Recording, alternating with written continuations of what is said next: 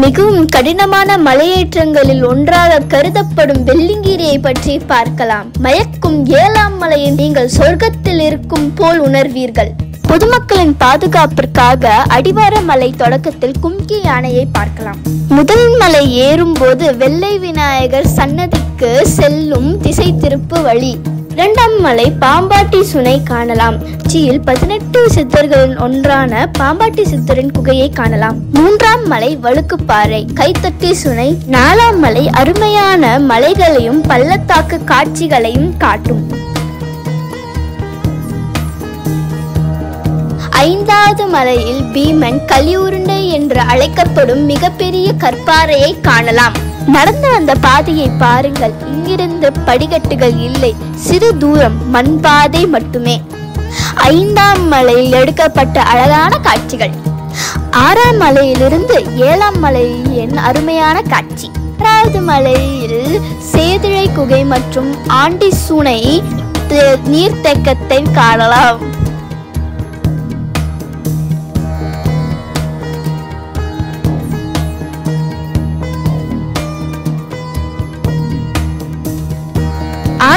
.5 kilometre தூரத்திற்கு ஒவ்வொரு மலையிலும் பக்தர்கள் சிற்றுண்டி வாங்க பல கடைகள் உள்ளன.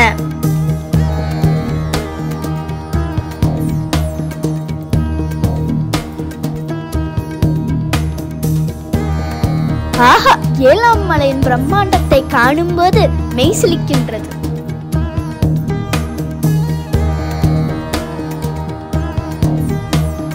7வது மலையில் அருமையான சூரிய அஸ்தமன காட்சி இருந்ததால் இந்த பயணம் மறக்க முடியாதது.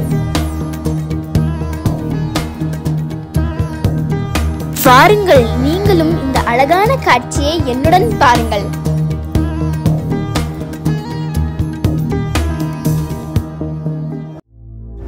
ஏழாம் மலையேற்றத்தின் அழகான காட்சிகள்.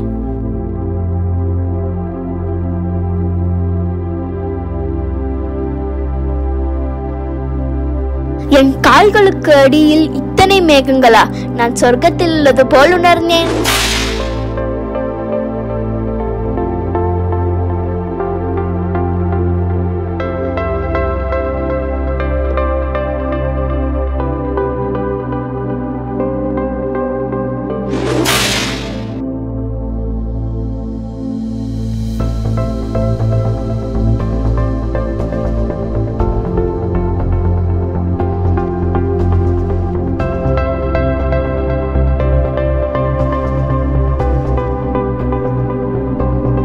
இங்கு வெள்ளிங்கிரி இறைவரை ஸ்வயம்பலிங்கம் கொண்ட சிவன் கோயில் உள்ளது.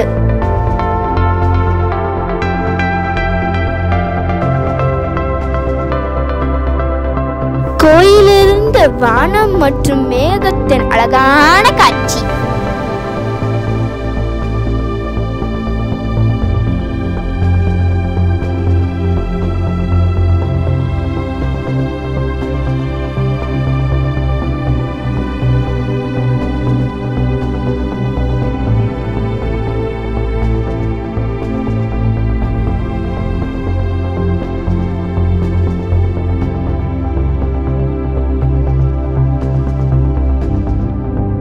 மலையேற்ற அனுபவங்களில் இது அருமையான இயற்கையின் காரணமாக மிகவும் மறக்க முடியாததாக உள்ளது.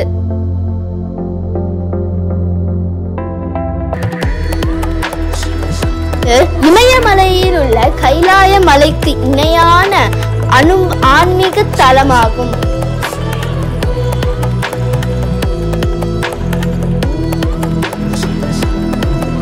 ஓம் நம சிவாய.